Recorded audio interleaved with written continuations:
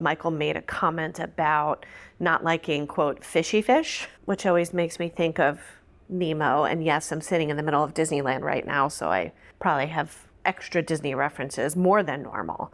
But when he says fishy fish, I always think of Nemo. Fishy!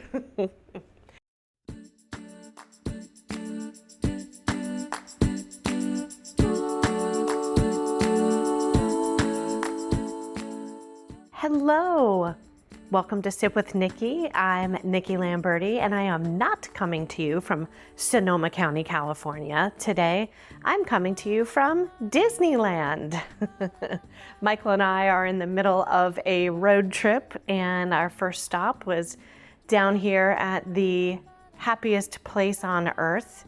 And we had such an amazing culinary and wine experience last night that I woke up and put my travel microphone on, and I was like, this needs to be a podcast.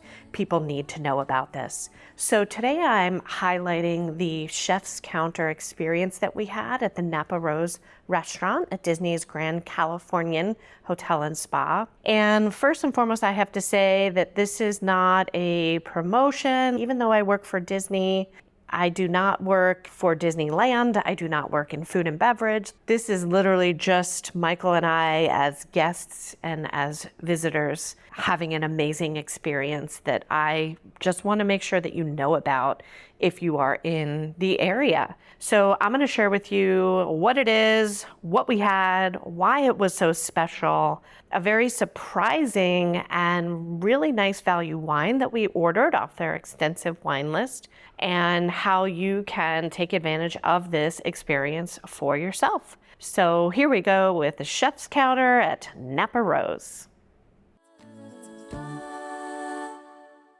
So we are in the middle of a road trip, and we drove from Sonoma County down to Anaheim, the home of Disneyland, of course.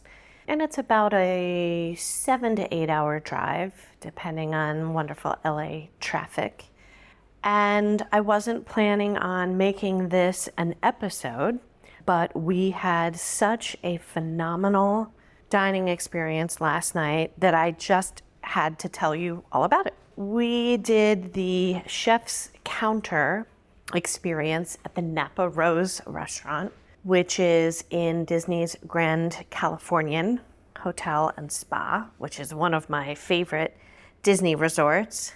We had eaten at the restaurant before. It's fantastic. We try to eat there anytime we're down here, but we had never done the chef's counter experience. And apparently it books up pretty far in advance, but we were just calling to confirm our normal reservation, and I happened to ask, hey, do you have any cancellations? And it was like 2 days before, and they did. So it was meant to be. And so if you are a super foodie, watch the Food Network, interested in culinary, either as a hobby or of course that's what you do, I cannot encourage you enough to try to set up this experience.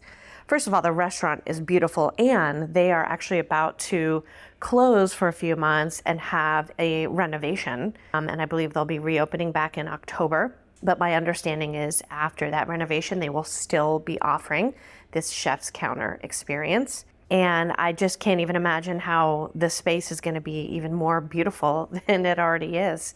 But they have a big open kitchen, and for the chef's counter, they have 12 spots broken up into sets of 4 in 3 different positions around this big sort of semicircular counter.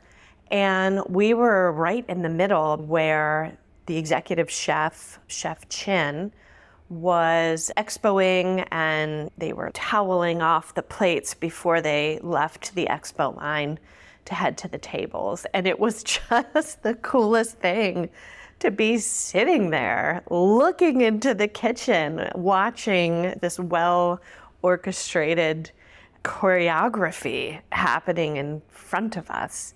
And everyone was so friendly. Chef Chin came over right away and started asking us about our preferences, and not just do you have any dietary restrictions or food allergies, but what do you like and what do you enjoy and what excites you. And we had brought a bottle of our 2022 Solvato Sangiovese, of course, because I was really excited to see how it paired with some of their beautiful pasta dishes.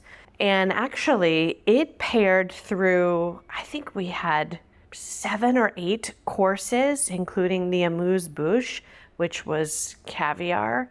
We didn't pair the Sangiovese with caviar, but pretty much anything that came after that, it was really versatile. And we were telling the chef about our wine, and he was asking about the label and the name, and I mentioned, Solvato is Italian for joyful and uplifted, and I'm Italian, and that's why I love to drink and make Sangiovese.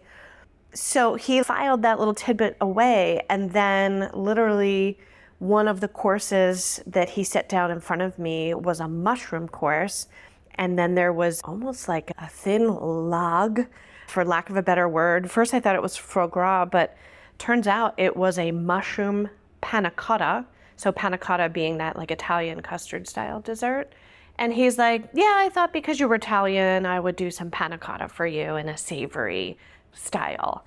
And I just thought that was so cool that he really took everything into account.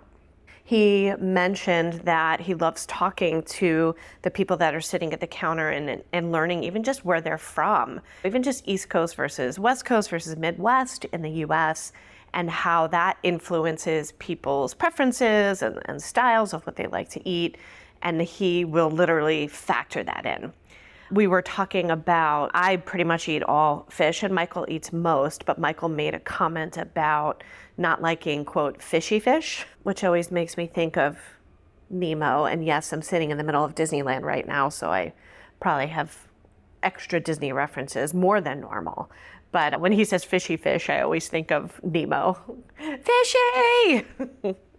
And so he actually was asking, do you like mahi and do you like snapper? And then he said, have you heard of John Dory? And of course I'm like, Dory the fish? That's a Nemo reference. But John Dory is apparently a fish that neither one of us had before. It was vaguely familiar to me, and we talked about it, and he talked about how it's not extremely fishy, and then presented that to Michael in a course like 20 minutes later. Just phenomenal. I have to give a shout out to Kreslin, the wonderful server and sommelier who took great care of us, because we knew that we were going to enjoy our Sangiovese, which we asked her to decant at the start of the meal. But we knew, even though the menu was choose your own adventure by the chef, we figured there would be some fish and some lighter courses that we would want some white wine with. We were looking at the extensive wine list, pages and pages, and we were like, let's try some cava, which is, of course, Spanish sparkling wine. Cava is a region in Spain where they make a lot of beautiful sparkling. And we love cava because it can be really great value compared to, of course, traditional champagne or even California sparkling wine, which we drink a lot of. So they had 2 on the menu, and I didn't know either one of them, and Kreslin guided us to the Gelida, Gelida, their reserve, and it was fantastic, especially when the first course came out. That was shrimp and caviar and the most beautiful plating on a rose gold plate I've ever seen, and the pairing was fantastic. And now, a word from our awesome sponsor. I love olive oil almost as much as I love wine. And if you heard Olive Oil 101 and 102 episodes in season 1, you heard me interview my friend Liz Tagami. She and her husband Donald operate American Olive Farmer, which is here in California, and they are some of the most delicious olive oils I have ever put in my mouth. So now at the start of the year 2025, they've recently released their Olio olio novello, the new oil from this recent harvest in November of 2024. And I can't wait for you to try it. Now, it won't last, and not to worry, if you go to their website, American Olive Farmer, and the new oil is gone, throughout the year, they'll have both Arbequina and Ascolano, which are also exciting and delicious, and you can even subscribe and have them shipped right to your door. Last year, we also bought a box of raw olives in the early harvest time, and they're almost done. They're curing in our olive closet, and I cannot wait to serve them on my charcuterie board, and I'm gonna use Liz's recipe from her website for warm herbed olives. Say it again, warm herbed olives. So check out American Olive Farmer, not only for oils, but vinegars, beautiful accessories. And if you love entertaining and serving olives and olive oil, you've got to check them out. Liz and Donald have been kind enough as our sponsor to create a discount code. So use the code SIPWithNikki at checkout, SIPWithNikki, capital S, capital W, capital N, and they are giving you 10% off your order. Go, check it out. Now, you're welcome. And now, back to the show. I won't take you through course by course, but really I just wanted to get this experience on your radar, because if you are going to be in the Anaheim area, whether you're visiting Disney or not, you can just make a reservation and come to the resort just for dinner. If you're in the area, it is definitely worth a trip. The other wow standout course for us was a kolache, which I've learned is a traditional Czech pastry. It's like a puff pastry with a triple cream cheese inside, and then it was in some type of a lavender honey, and the pairing of that and the sparkling cava, which was, I'll say the cava was off dry, so it was certainly not sweet, but it wasn't bone dry, so we call that off dry, where there was just maybe a tiny hint of what we call RS, residual sugar or sweetness in there, but paired with that beautiful warm pastry with ooey gooey cheese on the inside. And that was towards the end, like before the dessert. And that's what I love. I love a cheese course. And that was really a fun, delicious surprise. And as we would have expected, the Sangiovese was a beautiful pairing with the homemade tagliatelle pasta with wild boar ragu. And then I had a beautiful filet. The preparation was perfection. One of the best pieces of meat that I've had in a long time.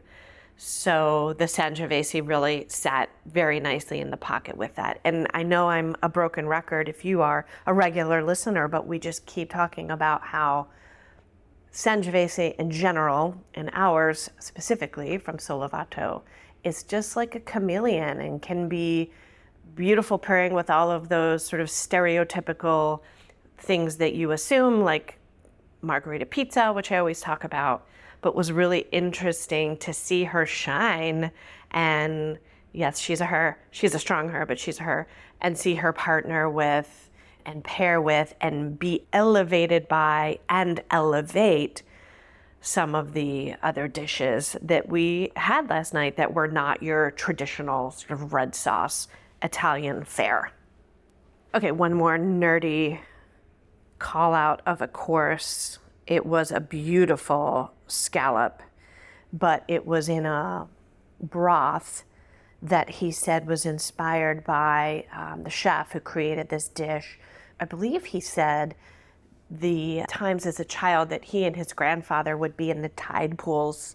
And it just, like you expect from Disney, there was a story, there was storytelling even to this 2-bite dish that was set in front of me. And I don't know about you, but Michael and I eat that stuff up, literally and figuratively. We just love when there's a story and to know everything about it.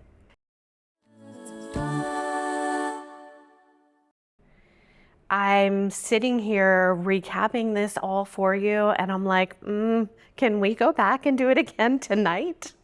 I mean, the experience is $225 a person. Well worth it, especially when you think of any fine dining multi-course experience, whether it's the French Laundry or single thread or any of those types of things. I think this is absolutely worth it, especially just the experience of sitting there, facing the kitchen, watching everything prepared as the chef talks to you and creates a menu right there on the spot, tailored to you. So very cool. So next time you know that you're going to be in the area, call ahead, make some time. And if you can't reserve it, because again, there's only 12 spots at the counter each night, make a regular reservation like we did for the dining room, which is also fantastic. But then as it gets closer, see if you can call and get in on a cancellation, which is what we did literally the day before. And whatever you do between now and your next fantastic glass of wine or gorgeous meal, I hope that you sip well.